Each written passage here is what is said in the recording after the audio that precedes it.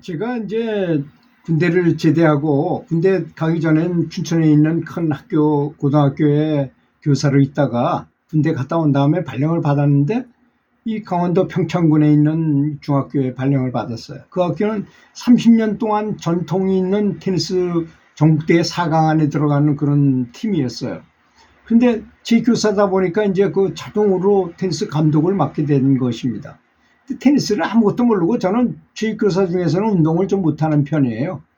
그런데 테니스부를 맡게 됐는데 뭐 코치한테도 뭐 잘 모르고 선수보다도 더 모르고 지역 주민들보다도 테니스에 대해 잘 모르고 하니까 좀 이렇게 좀 뭐랄까 좀 좋은 소리를 못 들었던 것 같은 생각이 들어서 내가 이렇게 지낼 수야 없지 않겠는가 해가지고 그다음부터 계속 공부를 했어요. 세계적인 코치들이 하는 얘기들을 다 모아가지고 제 목소리로 녹음을 해가지고 백뮤직을 쫙 깔아가지고 녹음을 했어요. 한 2시간 분량으로. 그리고는 앉으나 서나 자나 깨나 언제든지 밥 먹으면서도 듣고 잠자면서까지 틀어놓고 잤어요. 그렇게 몇 년을 딱 하고 나니까 테니스란 어떻게 가르치면 되겠다라는 딱 이 개념이 정립이 됐어요. 그거 굉장히 중요합니다. 그래서 제가 연구를 하시는 분들에게 연불에 대한 개념을 확실히 잡고 연불을 수행하십시오. 그러니까 기초 기본에 대해서는 확실하게 알고 마음가짐은 어떻게 해야 되고 부처님한테는 어떤 마음으로 해야 되고 그렇죠? 또 얼만큼 많이 해야 되고 뭐 이런 것을 자세히 알아놓고 그 다음엔 뭐만 하면 됩니까? 연불만 열심히 하면 되잖아요. 그 다음에는 그렇지 않습니까? 그리고 가끔씩 가다 연불 과목록 같은 걸 보고 하고자 하는 의욕을 생기게 하고 하면 될 것입니다. 그렇게 하다 보니까 이제 제가 벤치 코치를 하면 제가 시키는 대로 하면 잘 돼요. 그러다 고등학교 선생이 됐어요. 중고등학교 병설학교였는데 고등학교 교사로 발령이 나서 올라가서 고등학교 선생이 되면서 그 학생들은 고등학교 선수들은 대학을 가야 되는 사람들 아니겠습니까? 근데 코치가 아무리 얘기해도 매일 하던 소리만 하니 그래가지고 이기지 못하는데 제가 벤치 코치를 하면 저는 세계적인 코치가 강의한 내용을 숙지하고 있으니까 그때는 이렇게 해라 저렇게 해라 하면 내가 하는 대로 하면 이기니까 나만 쳐다보고 코치는 자연적으로 도태가 돼버려. 코치가 그만두고 가서 제가 총감독이 됐어요. 중고등학교 선수를 다 제가 통제하고 제가 가르치는 사람이 됐던 것이죠. 그렇게 10년의 세월을 보냈어요.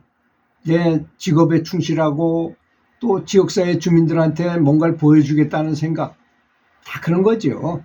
중생심에서 그렇게 한 거지. 욕심에 의해서 한 거죠. 그리고 이제 고향으로 돌아와서 중학교에 발령이 받아서 갔는데 선수는 어릴 때 잘하는 선수를 데려다가 훈련시켜야지만 정말 대단한 선수, 세계적인 선수를 만들 수 있다 해가지고 그때 당시에 강원도에서 우리 선수들이 초등학생들이 우승을 했어요. 그래 그 선수들을 다 스카우트하자.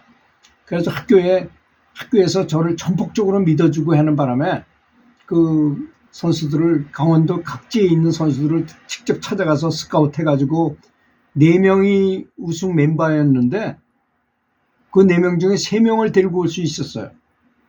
그래가지고 그 기존에 있던 선수들하고 같이 해가지고 우리가 계속 게임을 하게 됐는데 우리보다 1년 선배 학생들하고 매일 경기를 하다 보니까 우리가 1년이 뒤지잖아요. 그 어릴 때 1년이라는 게 굉장히 큰 거거든요. 그래도 우리는 훈련을 엄청나게 했어요.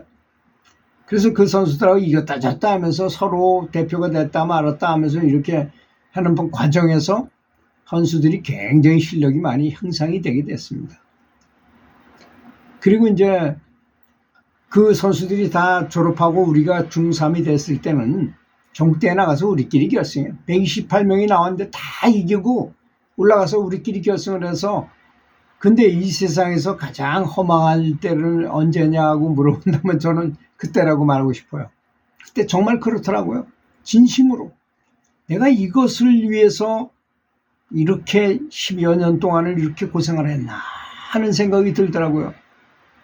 아무것도 아니지 않습니까? 뭐 중학교 선생님이 선수 데리고 와서 결승에 올라가가지고 뭐 우리끼리 결승한다는 것이 뭐 그렇게 대단합니까? 우리나라 뭐 법이 바뀌는 것도 아니고 아무것도 아니잖아요.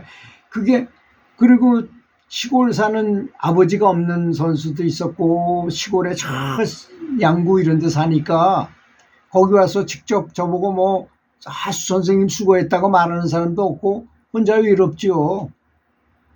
그때 제가 일생에서 가장 허망함을 한번 느껴봤어요.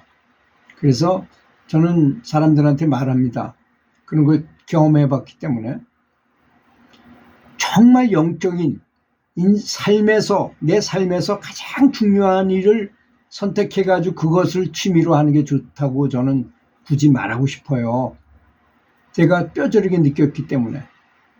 제가 참선을 하다가 참선을 한 사람으로서 그 선에서 얻은 그 선정력으로 선수를 키워서 우리끼리 결승하고 원주에 내려오니까 카프레이드를 했어요. 무게차 탁 빌려가지고 그 위에 올라타가지고 쫙 원주 시내를 카프레이드하고 감독 누구누구 뭐 선수 이영택 조던인 해가지고 쫙 돌고 학교에서는 환영 행사를 엄청나게 크게 하고 막 그랬습니다. 다 허망한 것이다 이런 얘기죠. 제 말은. 그래서 진정한 진리를 찾는 것보다 더 좋은 게 없구나 하는 거를 그때 아주 뼈저리게 느꼈어요. 그래서 저는 영적인 활동을 하라, 신앙에 대한 최고로 좋다고 생각하는 그런 영적인 것, 만약에 교회가 맞다면 교회에서 열심히 기도해야 될 것이고 내가 불교에 참선이 맞다면 참선을 하는 사람이고 그렇지 않으면 나는 연불하는 게 딱 맞다. 저는 그렇습니다. 저는 연불하는 것을 권장하고 싶어요. 왜? 저는 여러 가지 수련을 해본 사람입니다. 맨 먼저 중국 기공을 배우는 바람에 기감을 터득하게 되고 신통도 많이 생겨가지고 뭐 여러 가지 체험도 많이 하고 또 부친을 치료하느라고 몸을 바쳤어요. 차 안에서 막 한 달씩 자면서 차 안에서 자야지 불편하잖아요. 불편한 가운데서 길 모으고 이 동공을 해가지고 길을 달려나다 보니까 다른 사람이 나를 딱 만나면 기감이 그냥 엄청나게 강했던 모양이에요. 내가 내 스스로는 모르겠더라고요.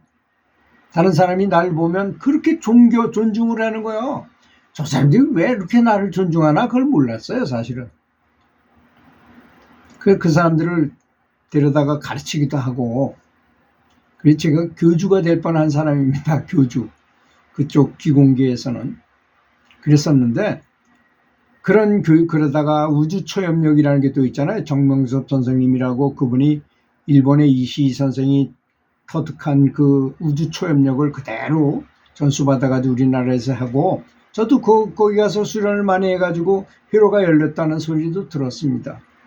그 다음에 천이선도라는 것도 있었고 뭐 계속 이런 자세를 반복해가지고 수련하는 방법도 있었고 하여튼 수행에 좋다 하는 거는 다 쫓아다니고 다 해다시피 하고 어디 누가 고수가 있다면 불언천리하고 당장 쫓아가기도 하고 그랬습니다. 엄청나게 찾아다녔습니다. 그리고 나서 제가 제 스스로도 영안을 열린 사람들 신통을 거둔 사람을 많이 양산해가지고 많이 보면서 연불이 가장 좋은 훈련 수행법이라 하는 것을 터득했다는 것입니다. 그래서 여러분들께 연불 수행을 열심히 하시는 것이 그 무엇보다도 가장 좋은 수행법이라는 것을 늘 강조하는 것입니다. 들어주셔서 감사합니다.